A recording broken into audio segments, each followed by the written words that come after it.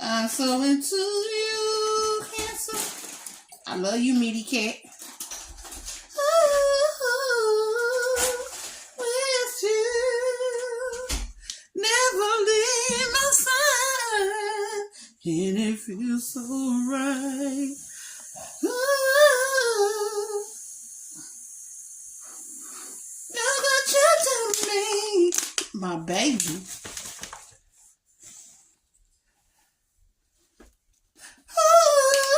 Ooh, midnight.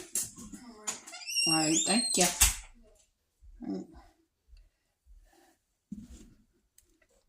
Come on, baby. Come on, baby. I love the meaty cat.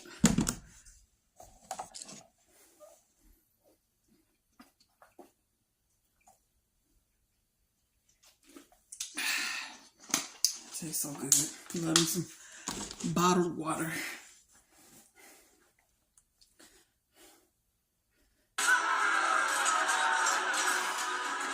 Total Battle. Play now for free. I love the meaty cat. I'm Sarah, and I'm an attorney here at Atticus. It's no secret that getting a... You're pretty young. How old are you exactly? 14. How long have you been at it? Oh, for about a year and a half. Have you got any particular weakness? Well, Frankie Lyman was once a teenage sensation, a voice that defined an era and a star who seemed destined to break. But behind the infectious melody of Why Do Fools Fall in Why Love do lay a fools life fall marked in by love? turmoil, heartbreak, and unfulfilled potential. Rising to fame as the lead singer of the Teenagers, Frankie captivated audiences with his charm and unique sound, only to be consumed by personal struggles and industry exploitation. His tragic end at just 25 years old was not the conclusion of his story. Oh, he was young. It was the beginning of a tangled legacy filled with I hear controversy who in there and shaking. legal battles.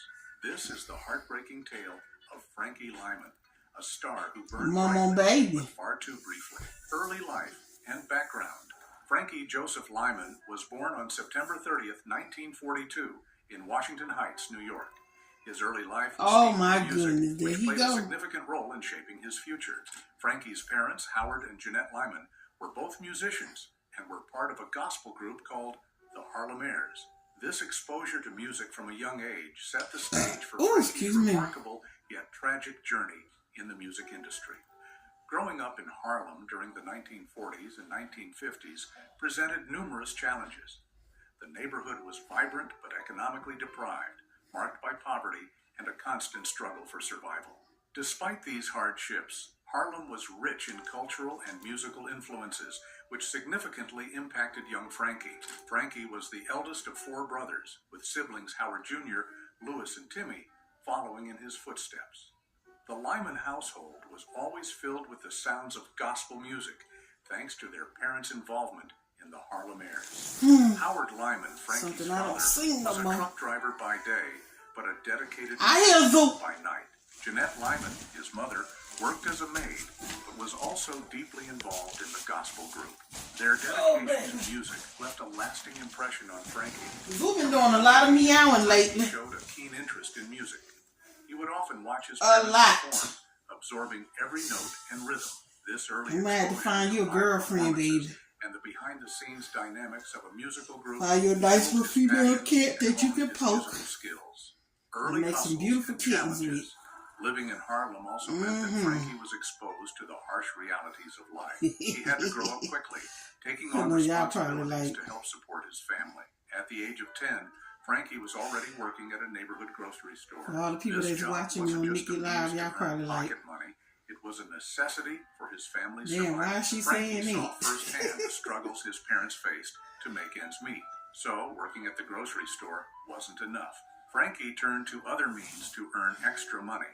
Hustling was common in his neighborhood, and young Frankie wasn't immune to its allure. By the age of 10, he was already involved in activities far beyond his years. He started hustling women for white men who would come to Harlem looking for black girls. Frankie later recounted, "I remember when I was 10. I made a good living hustling women for white men that would come up to Harlem looking for black girls. I had to get a commission for every customer I brought them. This gritty side hustle exposed Frankie to the darker aspects of urban life early on. It was a harsh and unforgiving environment, one that demanded quick thinking and street smarts. Formation of the teenagers. The economic deprivation and the necessity to hustle made Frankie tough. I The am music not that finna filled his PK home you, gave him a baby. dream to aspire to. I'm tired. Music was the constant light in Frankie Lyman's challenging I feel childhood. like At a screaming young up off this age, bed door Frankie and joined trying the to stay church off my feet. choir. This was a significant step in honing his musical Boy, skills. you gotta stop all that BS. Stop all that Worship. shit. It was a training ground. You've been doing a lot of Frankie that learned to a sing lot lately. harmoniously with others and began playing the drums. Wow! These Stop early it. experiences in the church choir helped him develop his musical We've been abilities doing it a lot and provided lately. him with the confidence to perform in front of an audience. Frankie's musical journey took a significant turn when he met a local doo-wop group called the Coupe de Vise. He was captivated by their performance and begged them for months to join the group. A month before his 13th birthday, they finally agreed. The group went through several name changes, initially calling themselves the Premiers, then the Harmonies, before finally settling on the Teenagers. The Teenagers consisted of Frankie and 4 other boys: Jimmy Merchant, Herman Santiago, Joe Negroni, and Sherman Garnes. At first, Frankie was not the lead singer. He was a backup in the quartet. The group would practice relentlessly, harmonizing on street corners, in hallways, and at Frankie's grocery store job. Their passion for music was evident in their daily rehearsals, despite the challenges they faced growing up in Harlem. Rise to fame.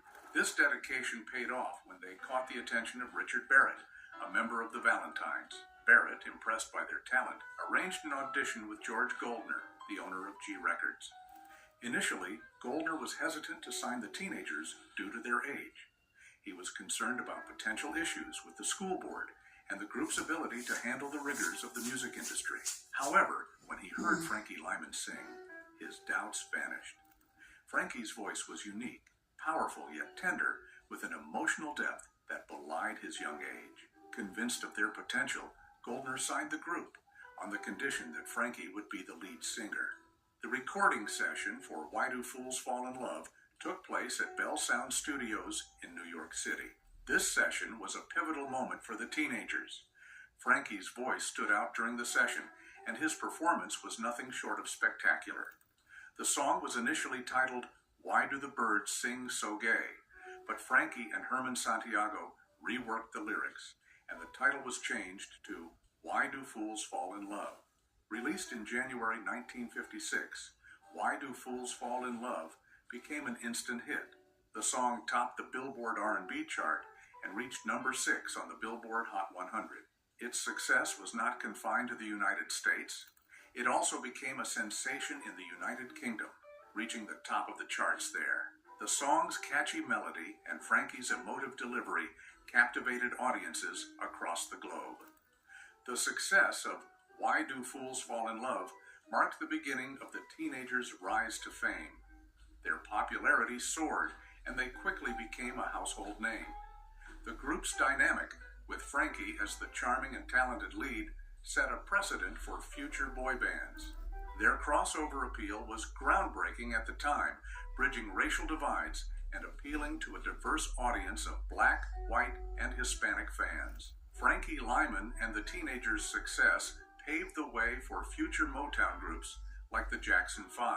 The Teenagers' style, with a young, charismatic lead singer supported by a harmonizing group, became a model for these future acts.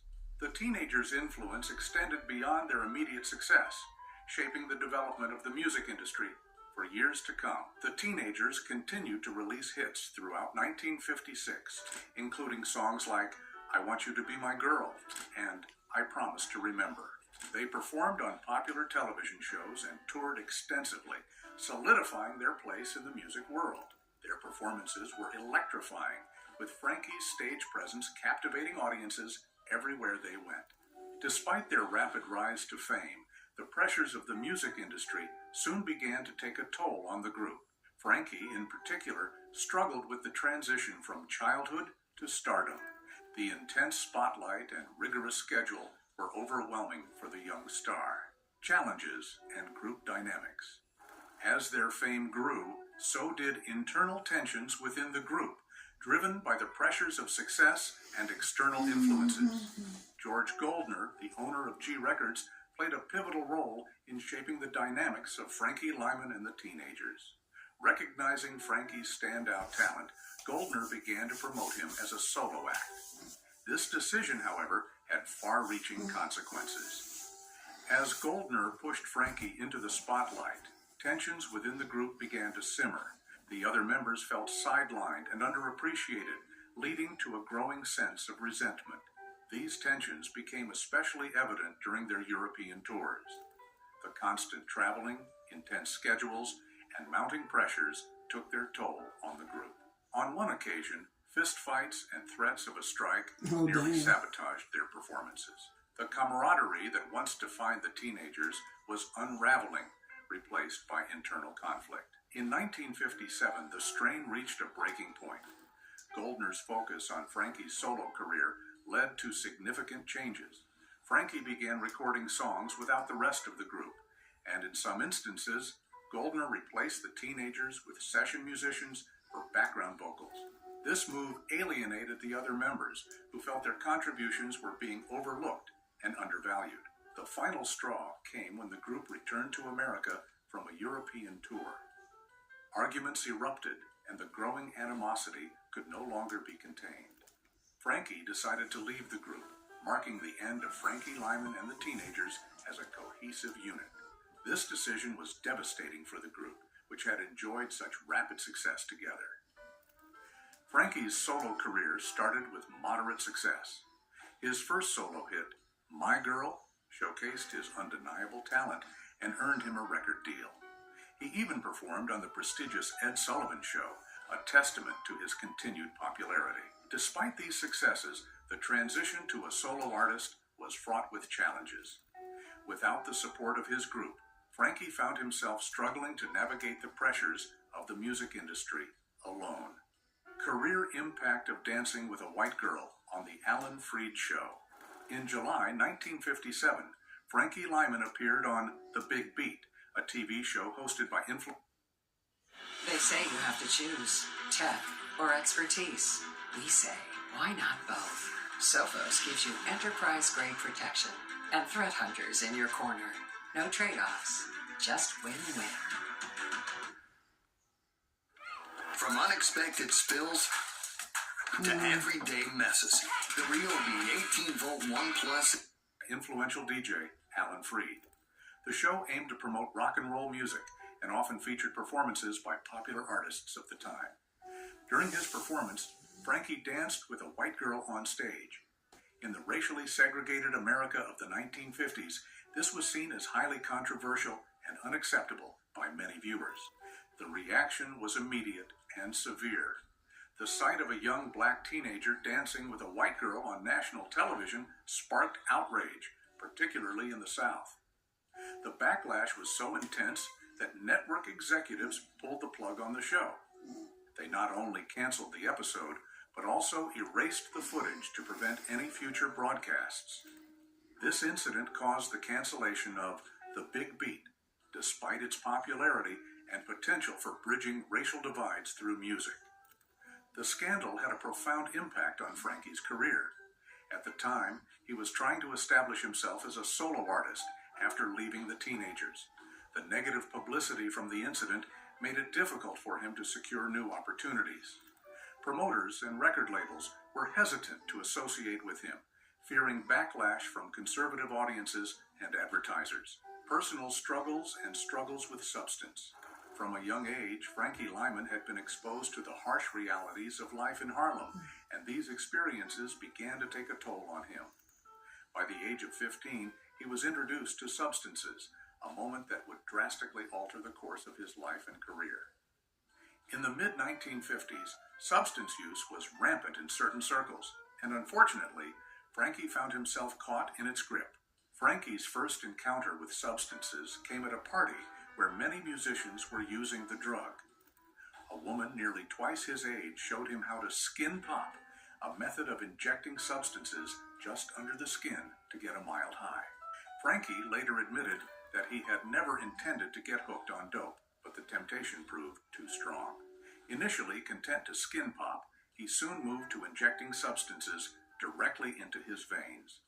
The impact of substance on his career was immediate and severe.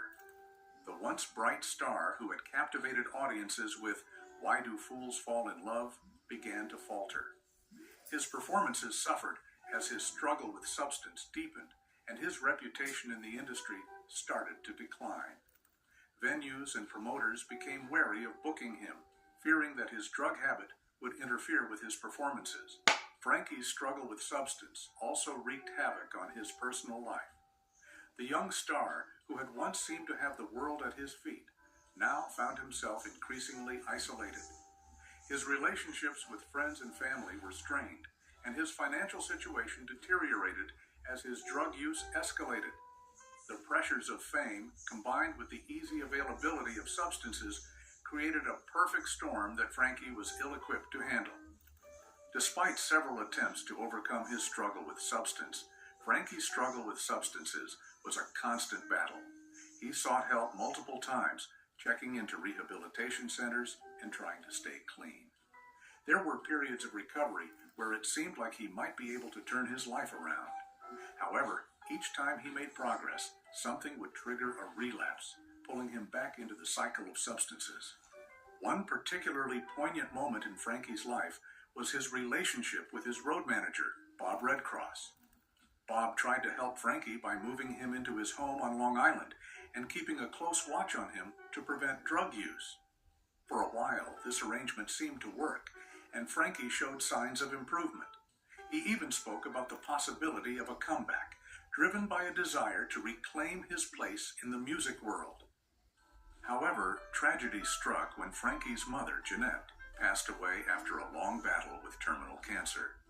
Her death hit Frankie hard, and he turned to substances to numb his grief. The loss of his mother, coupled with his ongoing struggles in the music industry, proved too much for him to bear. His struggle with substance worsened, and the periods of recovery became shorter and less frequent. Decline and attempts at a comeback. As the years passed, Frankie's once bright star began to dim. His popularity declined, and financial troubles mounted. The boy who had once charmed America with his voice and charisma was now struggling to make ends meet. The music industry had moved on, and Frankie found himself left behind, grappling with the harsh reality of fading fame. Desperate to revive his career, Frankie attempted to reunite with the teenagers. In 1965, he reached out to his former bandmates, hoping that a reunion might rekindle the magic they once had. The group agreed to give it another shot, but the magic was gone. Their reunion did not capture the same energy and success as their early years. The music industry had evolved, and so had the tastes of the audience. Despite their efforts, the reunion was a flop. Frankie's struggle was not just with his career, but also with his struggle with substance. The heroin use that had started as a way to cope with the pressures of fame and personal loss had now taken over his life.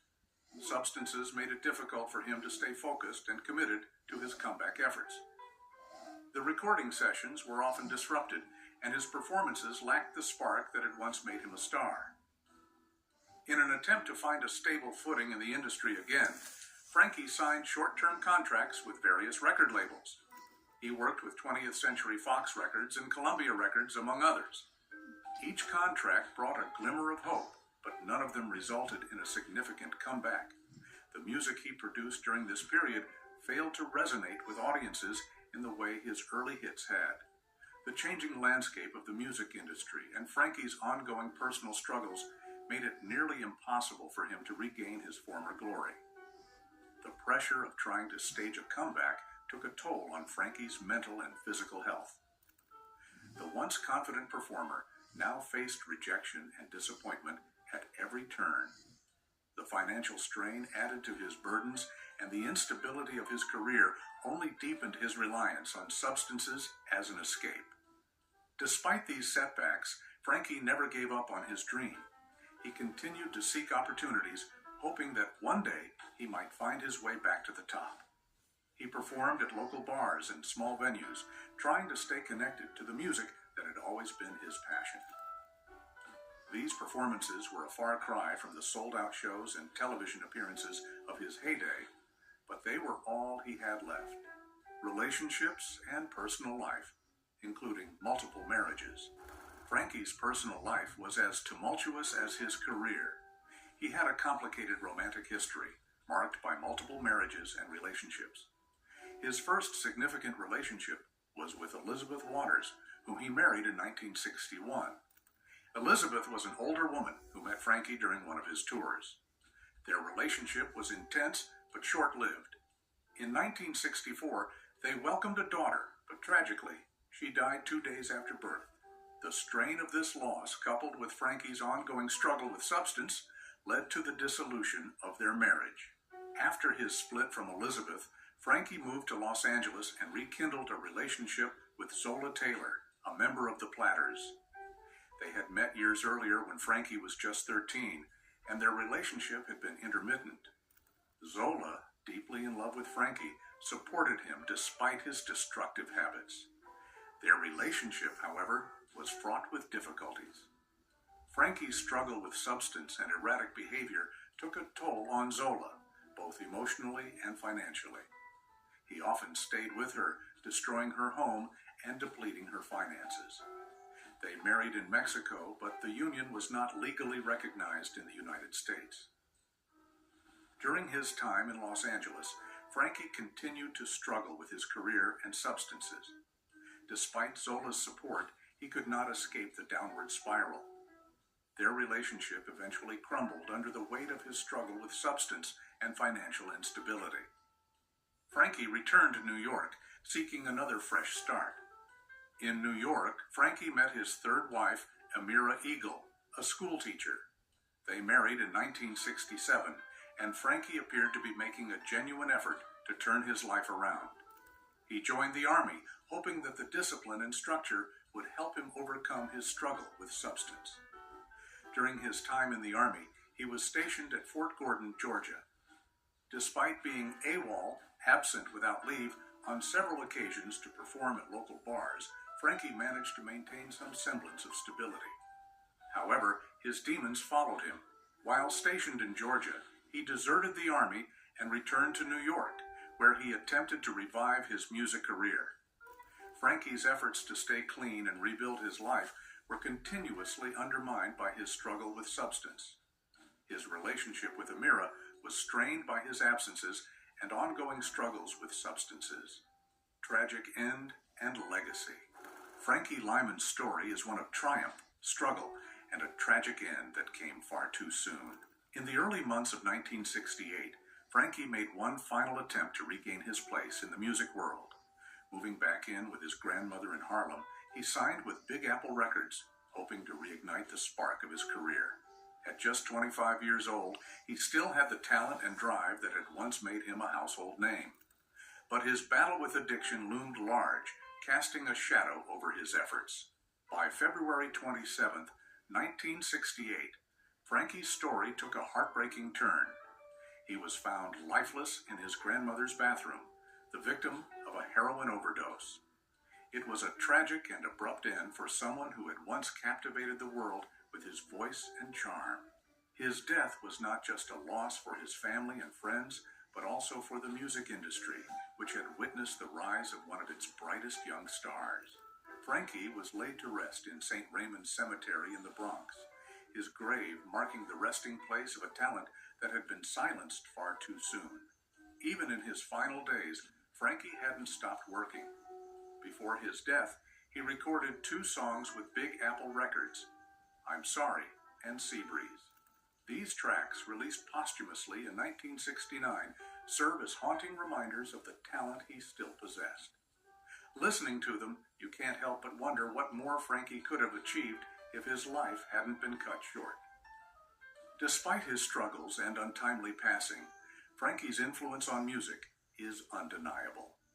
As the lead singer of Frankie Lyman and the Teenagers, his youthful energy and high-pitched voice became the blueprint for many artists who followed. Their biggest hit, Why Do Fools Fall in Love, didn't just capture the hearts of fans in the 1950s. It laid the foundation for the sound of rock and roll and R&B for decades to come. Frankie's vocal style was a direct predecessor to the girl group sound that would dominate the charts in the 1960s. It's no surprise that artists like Michael Jackson, Diana Ross, and Ronnie Spector have credited him as an influence. Smokey Robinson, George Clinton, the Beach Boys, and Billy Joel have also spoken about how Frankie's music shaped their own careers. Frankie's high-pitched, emotive singing wasn't just a gimmick. It was a revolutionary sound that redefined what a lead vocalist could be. Motown founder Berry Gordy even modeled much of the Jackson 5 sound on Frankie Lymon and the Teenagers. The Teenagers' dynamic harmonies and youthful energy inspired Gordy as he created Motown's signature style. You can hear echoes of Frankie's influence in the music of groups like The Temptations, The Supremes, and countless others who emerged during Motown's golden era. Frankie's impact didn't fade after his death. In 1973, Why Do Fools Fall in Love found new life on the soundtrack of the film American Graffiti. The movie introduced Frankie's music to a younger generation, proving that his sound was timeless.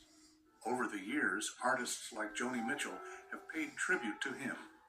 In September 1979, Mitchell performed Why Do Fools Fall in Love at the Santa Barbara Bowl, weaving it into her album Shadows and Light. Her rendition kept Frankie's spirit alive, bridging the gap between his era and hers. Frankie's story also inspired creative works beyond music.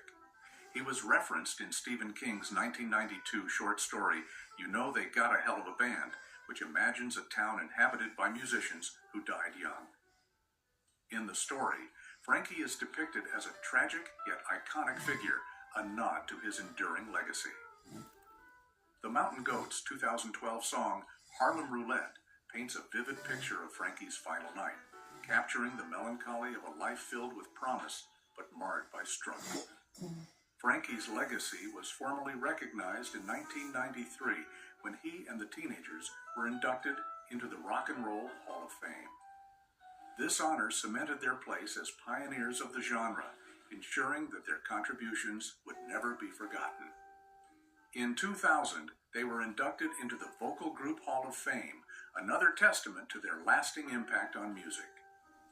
In 1998, Frankie's life was brought to the big screen with the biographical film Why Do Fools Fall in Love? Directed by Gregory Nava, the movie starred Lorenz Tate as Frankie and featured Halle Berry, Vivica A. Fox, and Layla Rochon as his three wives. While the film took creative liberties with Frankie's story, it reintroduced him to modern audiences, highlighting the highs and lows of his brief but impactful life. Though the movie received mixed reviews and wasn't a box office hit, it succeeded in sparking new interest in Frankie's music and legacy. Through all the tributes, honors, and creative works inspired by his life, one thing remains clear. Frankie Lymon's influence is eternal. His voice, filled with youthful exuberance and raw emotion, continues to resonate with listeners. His music broke barriers, inspired legends, and set the stage for generations of artists to come. Frankie Lymon's life may have ended tragically, but his legacy is one of resilience and innovation. He showed the world what was possible when talent met passion, and his impact on music will be felt for generations. Whether through his recordings, the artists he inspired, or the stories that keep his memory alive, Frankie Lymon's spirit endures, reminding us of the power of music to transcend time and tragedy. Posthumous controversies and legal battles.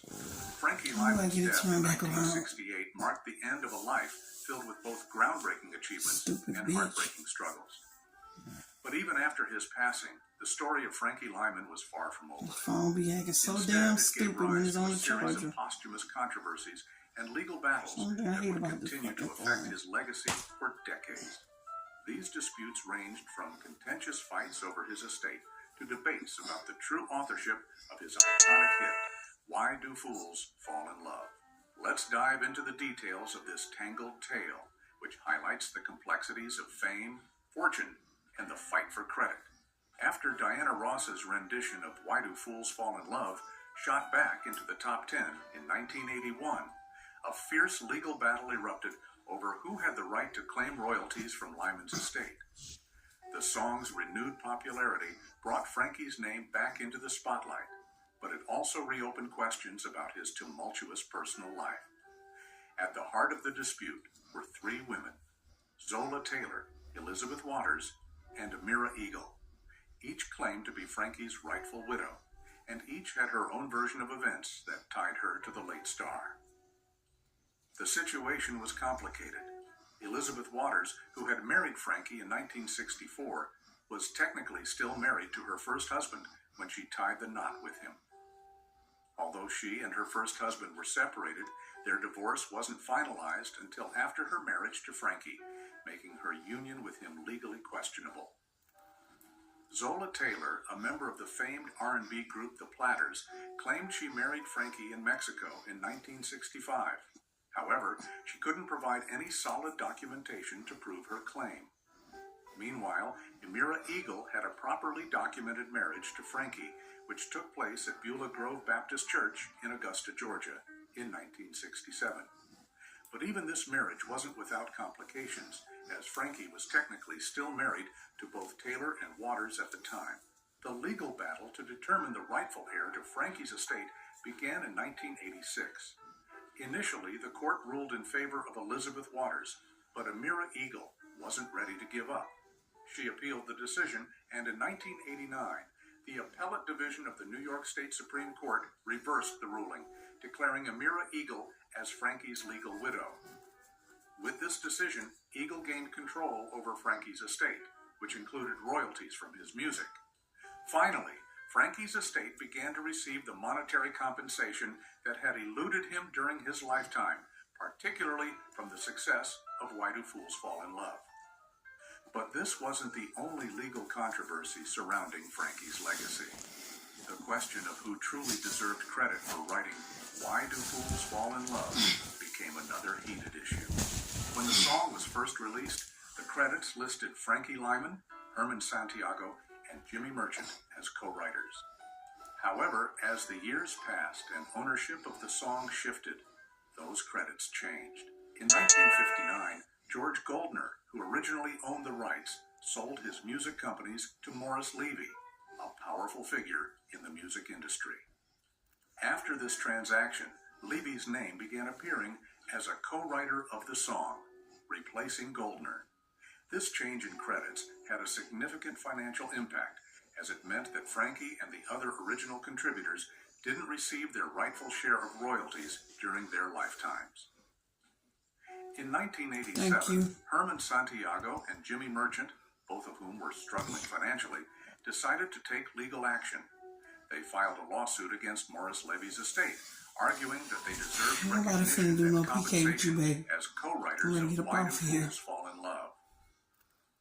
Their case gained traction, and in December 1992, the U.S. District Court for the Southern District of New York ruled in their favor, officially recognizing them as co-authors of the song. This ruling was a significant victory for Santiago and Merchant, who had waited decades for justice. However, the celebration was short-lived. In 1996, the U.S. Court of Appeals for the Second Circuit reversed the decision due to the statute of limitations. Under copyright law, cases must be filed within 3 years of the alleged infringement. Unfortunately, Santiago and Merchant had waited too long to bring their case to court. As a result, the official authorship of Why Do Fools Fall in Love remained with Frankie Lyman and Morris Levy, leaving the true story of the song's creation shrouded in controversy. The fight over Frankie's estate and songwriting credits revealed the darker side of the music industry, where power and money often overshadow artistic integrity. For Frankie, who had struggled financially and personally in his later years, these posthumous battles were a painful reminder of how the industry had failed to protect him. And for the women who loved him and the collaborators who worked with him, these disputes were not just about money. They were about honor, recognition, and the right to claim a piece of his legacy. Even with these challenges, Frankie's influence on music remains undeniable. The legal battles over his estate and songwriting credits may have been messy, but they also underscored the lasting impact of his work. His voice, his style, and his charisma paved the way for future generations of artists, and his story continues to resonate with fans and musicians alike. Thank you for watching. If you enjoyed this video and want to see more content like this, please like, subscribe, and leave a comment below. Don't forget to turn on notifications so you never miss an update. See you in the next video.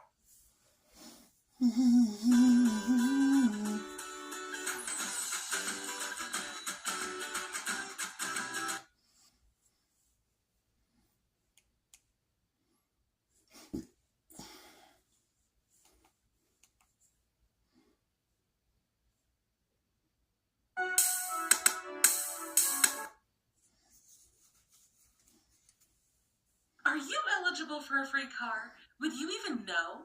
We have found a dozen programs that provide free cars to low-income Americans, but most people don't know they exist. Heck, I research resources for a living, and I didn't even know a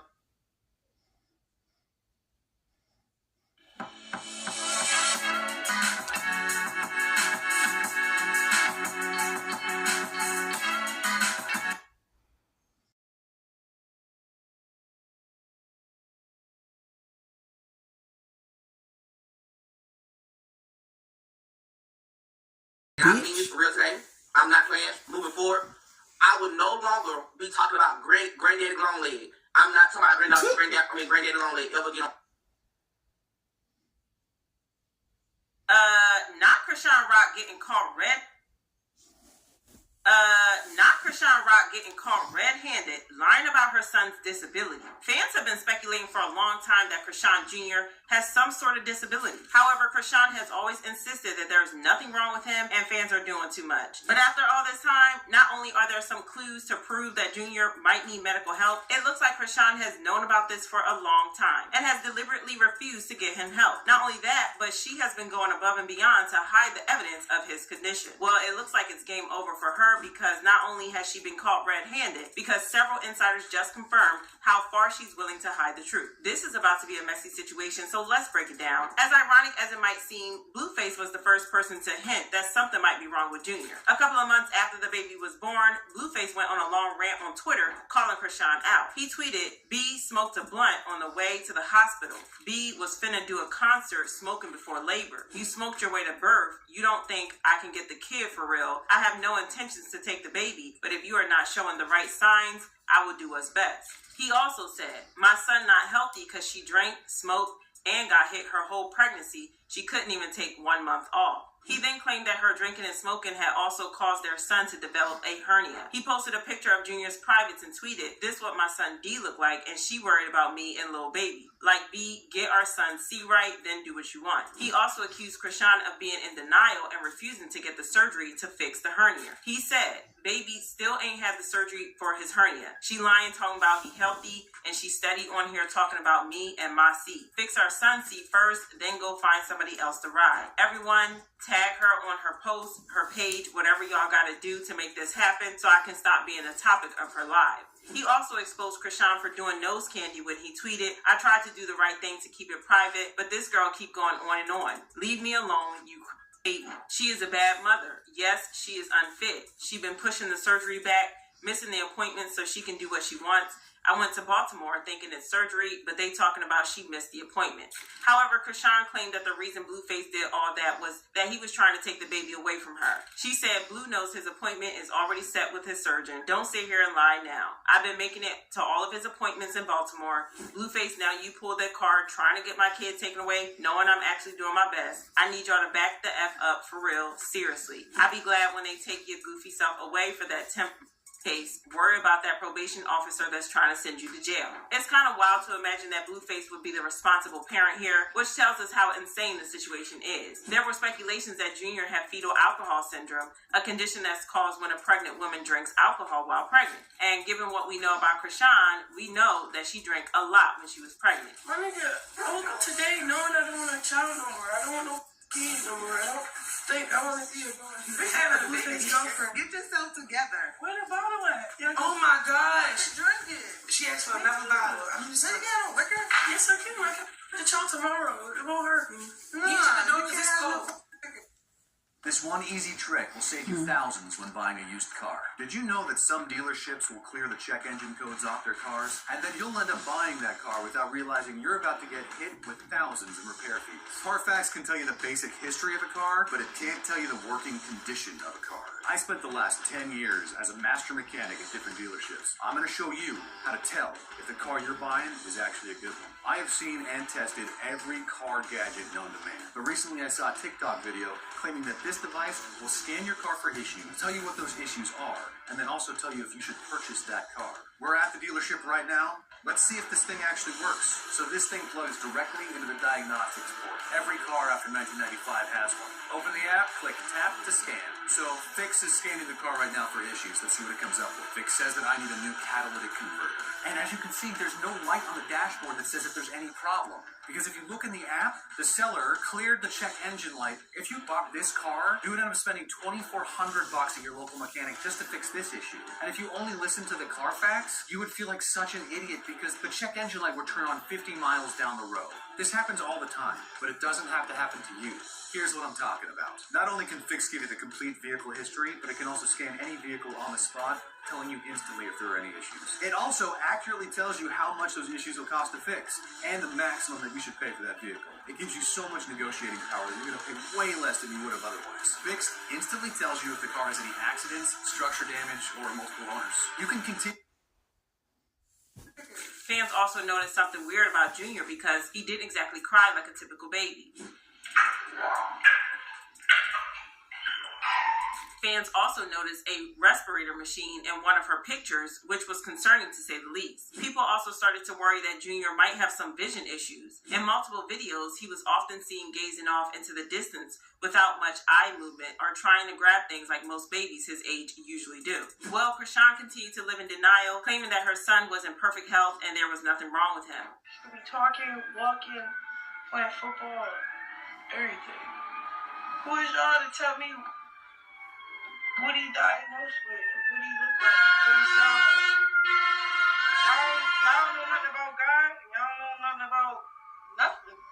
You talking to me like that, so I rebuke everything y'all saying about my child, to be honest. But I liked it, bro. However, even her actions proved that she was lying about his condition. For example, for his first birthday last September, she posted pictures of him where it looked like he was standing. However, fans soon noticed that he wasn't standing on his own, but he was propped up to lean against her leg. That's not all, because fans noticed that she had also a habit of photoshopping the pictures of him that she posts online to make him look more normal. What's more, several people have accused her of deliberately refusing to get Junior help because she was in denial. Blueface's mom, Carlissa, hopped on Instagram Live to share her thoughts on the first time she met Junior. She claimed that the moment she laid eyes on him, she just knew something wasn't right. When I saw him in that restaurant, it crushed me. And for her to say she wanted to stomp me out, girl, I can't even tell you what my mind wanted to do to you once I looked at his face and I didn't know if he was looking at me, you, or the air. I was hurt, genuinely hurt. But you know what I said? You know what? That's okay. That's okay. If he can laugh and he can cry and he can smile, he can still be a joy in this world. But that's okay. That was my first time seeing him. I never seen him before. I never seen what they saw. I literally thought this whole time that maybe people's fans was doing something to the pictures or, making it not. I didn't believe it the whole time. I just was like, nah, John said there was a couple things going on, but he didn't say it was to that extent. She also claimed that Chrisean's drinking was the reason behind Junior's condition. They let them drink and smoke while they was pregnant. That's why they're so angry. Because who the fuck is angry? You supposed to be angry at them that did this. Not. That's the reason why you don't find it to be angry is because you did it. Then y'all want to hop over here I'm talking about my grandbaby. No, I'm talking about the trifling mammy. Now, you think that Chrisean would try to get him help, right? Well, not exactly, because like I said, she's in denial. Her former friend Janet claimed that she tried to get Junior help, but Chrisean refused. Janet, why didn't you convince her to help Junior? I did. My cousin is a specialist. I did the best I could. My cousin works with autistic children, and she works one-on-one with all kinds of children. It don't matter if you're autistic, if you're not, if you're regular children, we offered the help as much as we can. My cousin literally has her BA in all of this.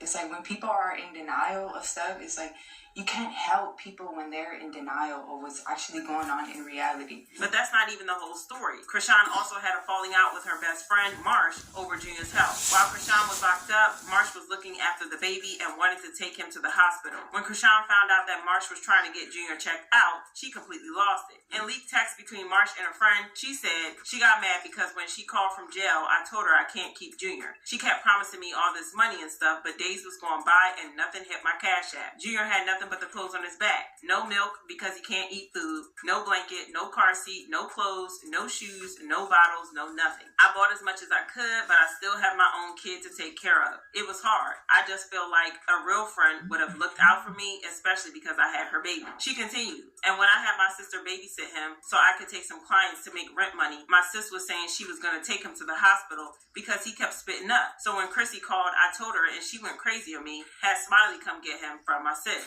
Yeah, it really seems like Krishan was dead set on keeping her son's condition under wraps, so much so that she refused to even get him medical attention. Marsh even claimed that Krishan went out of her way to stage photo shoots just to make it look like Junior was perfectly fine, all to keep up appearances for her fans. Marsha said she used to be in that exposing Krishan Reddit every day. She had notifications on anytime somebody posted in there, she would be the first to see it. If you pay attention to her lives, you can hear the Reddit notifications going off. I would be doing her lashes and she would be showing me posts from the Reddit and saying stuff like they saying he can't walk and he can't hold himself up. I'm gonna post a picture of him in his walker later. I would be like, Chrissy, he can't though. And she would say, I gotta make them think he can. Otherwise, they're gonna be saying he messed up because I was drinking, but I wasn't even drinking that much. She's sick, bruh. And just to really drive home how deep in denial she is, she's still not getting him the help he needs. She recently showed up at an event with Junior, and despite being almost 2 years old, he was still struggling to hold his head up. And instead of taking responsibility or trying to get him the help he needs, fans have accused Krishan of faking spirituality instead of taking responsibility. She has been on a roll about finding God and all that spiritual stuff.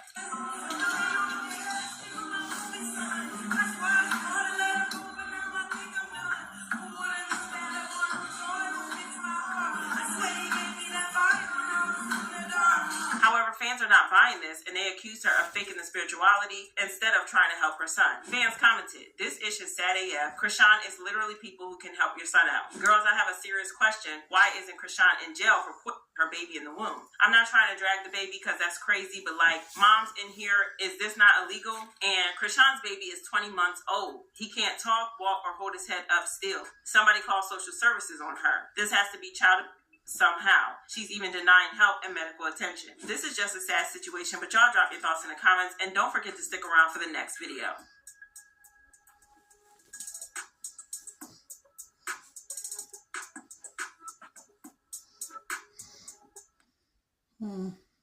So your job expects you to be on time for work every day, but wants you to just wait 2 weeks for your paycheck? If you need $100 to make it through the day, you are not alone. There's this app I love called Earnin, and with it, you can get up to $750 in between paydays. It's your pay, your pace. You just verify your identity, spin this wheel right here, and boom, money's in your account. Your money is transferred right to your linked bank account. There's no credit check, no interest, and you can choose what you tip if you like the experience. Get what you need to make your day right. Download Earnin and make it payday. Trust me, your future self will thank you, especially when the snacks run out.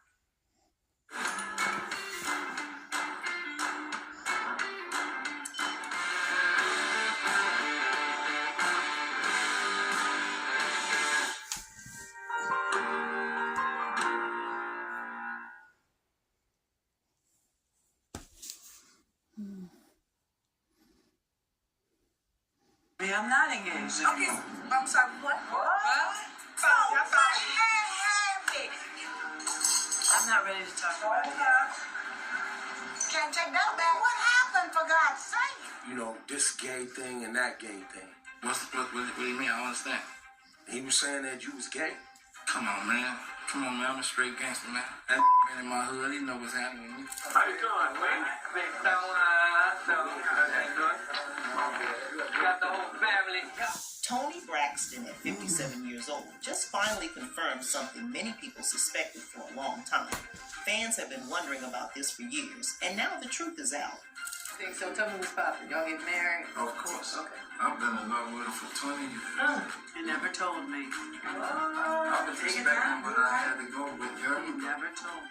She's finally addressed that long whispered rumor involving Birdman. Yes, that Birdman. If you thought their relationship was already unexpected, wait until you hear the part she didn't talk about. Until now, let's get into it.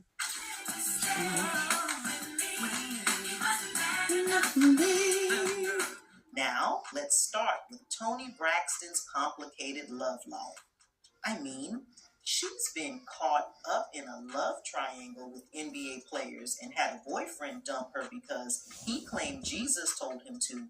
But this situation with Birdman might just be the messiest she's had. You rented this whole place? No one else is here but us?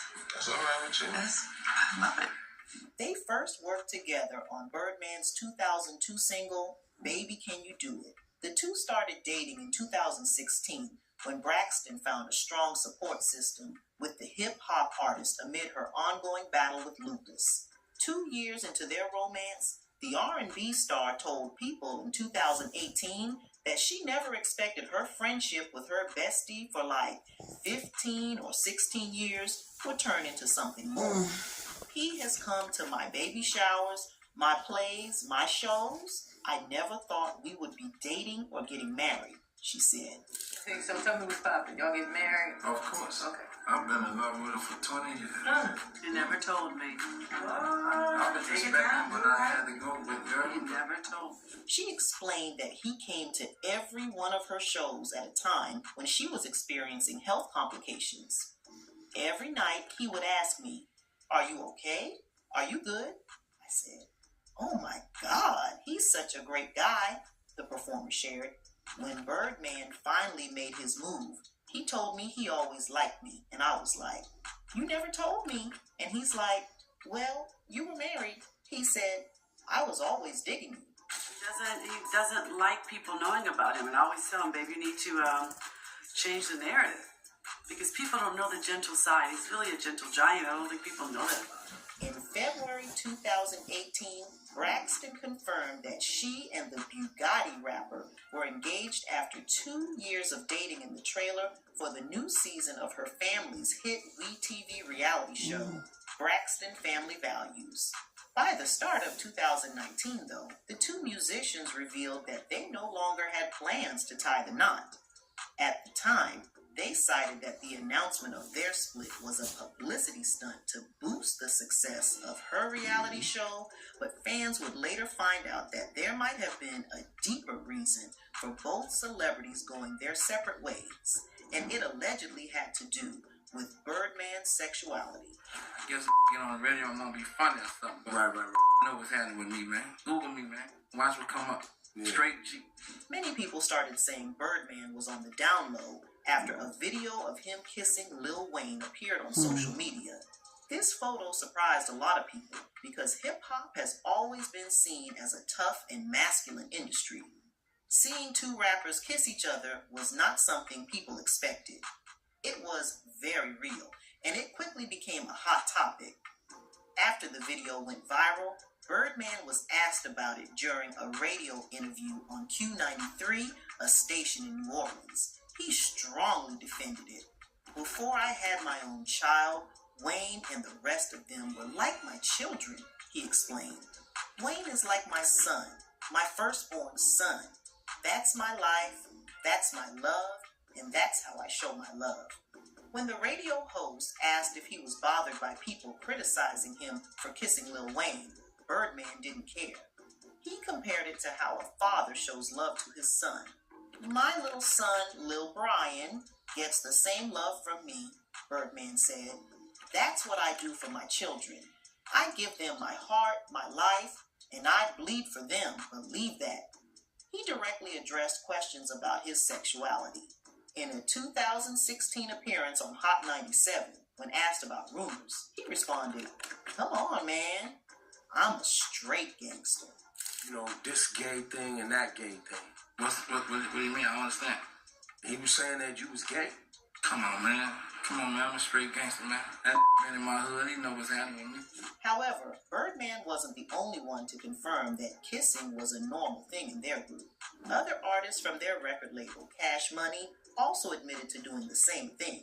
They said it was not unusual in their crew. One of them, a rapper named Turk, explained it in an interview. The social media, how they take it, bro, and how they try to make it, you know, even with them trying to make it to be something. He said that back in the day, it was just a way to show love and loyalty. It was like, if you love me, kiss me in front of everybody. It was normal for us back then, Turk said. You know what I'm saying? It's just like somebody hitting somebody on the ass. You know what I'm saying? When they playing basketball, that don't mean they gay. Turk admitted that times have changed and that he wouldn't do it today. But now, knowing that what I know now, you know what I'm saying? Nah, man, we can't, you know what I'm saying, even do no like that because... He said that with social media, people think differently now, and it would cause more controversy. Now, I wouldn't do it because I know how people think today. But back then, it wasn't about anything other than brotherhood and love for your team, he said. It wasn't about being gay or anything like that. However, some people think that Turk's comments actually support the rumors that Birdman was on the down low. The way Turk described it, Birdman was comfortable kissing his artists when the world wasn't paying attention. Another rapper, Young Buck, also confirmed seeing kisses. In an interview, he said, "Yeah, I saw it, but Baby never played like that with me. I never saw him do it with Juvenile either, but I saw him do it in a playful way with others. That was just them." During the interview, Young Buck made it clear that he never participated in it himself. He also said that Juvenile, another Cash Money artist, didn't do it either. The only one who didn't do that was Juvenile. He was older, so he wasn't into that, Young Buck said. Here's the couple has called off their upcoming wedding. Speculation ramped up when Birdman updated his Instagram story, writing, "It's over." The rapper later deleted the post and scrubbed his entire account. So, word on the street is that Toni may have noticed some signs that Birdman was gay, and when she realized how serious it was, she slowly pulled away. It wasn't an instant breakup, but over time, she created distance. As earlier stated, Birdman proposed, and Toni said yes. He wanted to get married as soon as possible and told her to pick a wedding date quickly. He hoped to be married by the end of the year, but that never happened. I'm not ready to talk about it. Can't take that back. What happened, for God's sake? Toni kept delaying the wedding because of her busy work schedule. Then, something strange happened. She left her Louis Vuitton train case on a Delta flight from New York to Los Angeles. Inside the case was her yellow diamond engagement ring, which was reportedly worth $5 million. The next day, the case was found, but the jewelry was missing. Some fans believe this was not an accident. They think Toni may have misplaced the ring on purpose because she didn't really want to be tied to Birdman forever. Maybe I'm not engaged. Okay, I'm sorry, what? Birdman, however, didn't seem too upset. He later told Wendy Williams that he wasn't worried about the missing ring because he could always buy her a new one. But then, things took a strange turn. In early 2019, they unfollowed each other on social media. Birdman even posted "It's over" on his Instagram story. Braxton also removed every picture from her Instagram. The 51-year-old then posted a single picture of herself in a red dress, writing, "Starting a new chapter isn't always an easy choice." Fast forward to November 2023, Braxton shared a photo of herself and Birdman sharing a kiss in a now-deleted Instagram post. Toni wanted us to know that she and Birdman are still locked in. Braxton's post appears to show that the two are closer than ever. "Sending Sunday kisses?" She captioned the post. "Whatever is happening between them, we wish Toni the best. Hopefully this time she is paying attention to the red flags. Aside from her messy love life, Toni has also faced her fair share of challenges when it comes to her career. One of the hardest times was when she had to file for bankruptcy. She lost a lot of money and was struggling to get back on her feet. It was a difficult moment, and people didn't always understand what she was going through. Some thought she had wasted her money, but Toni had her own reasons for why things went wrong. B-R-O-K-E, broke? Broke. Like broke. Like, no money. No money. Like net worth what? Negative. During this tough time, she appeared on the Oprah Winfrey Show. She knew Oprah would ask her questions, but she didn't expect the conversation to be so harsh. Oprah's words shocked Toni. She felt like Oprah was being very hard on her. The way Oprah asked questions made it seem like Toni had made bad choices with her money. Many people watching thought Oprah was criticizing her for spending too much. First of all, I didn't know Gucci made silverware. When you had Gucci silverware and baby grand pianos, and you used to wearing $5,000 and $6,000 and $7,000 gowns. Toni later spoke about how hurt she was by the interview. She had always admired Oprah and looked up to her. She never thought Oprah would treat her like that. Toni said she was left speechless because she had so much respect for Oprah. She never expected to feel embarrassed on national TV. Do you take responsibility for the situation that you're in right now? 100%. 100%? 100%. How did that happen? Because I allowed all my finances to become everyone else's finances.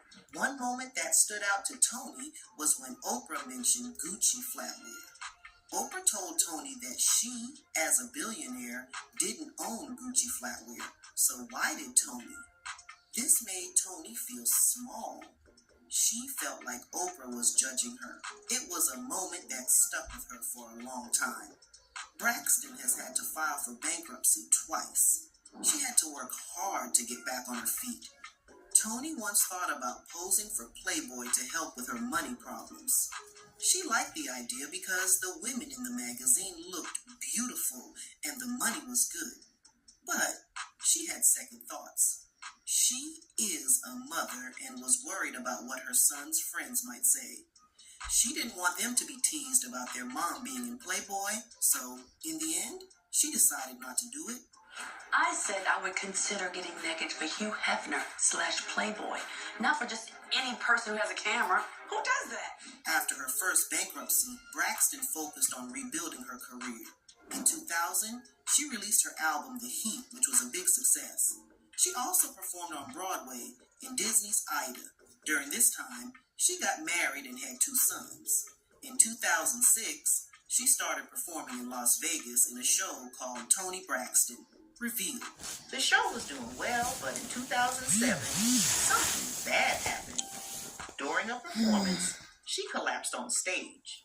Later, doctors told her she had microvascular angina, a heart condition, and lupus, a serious disease. Because of this, she had to cancel her Las Vegas show, which was supposed to bring in a lot of money. The doctors told me I would never be able to perform. They said 1 or 2 songs here and there occasionally. In 2010, Braxton had to file for bankruptcy again.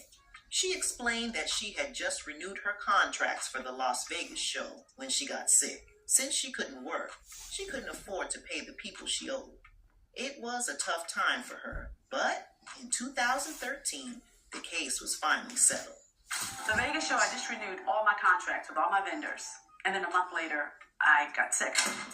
She had to pay some money back, but it was much less than expected.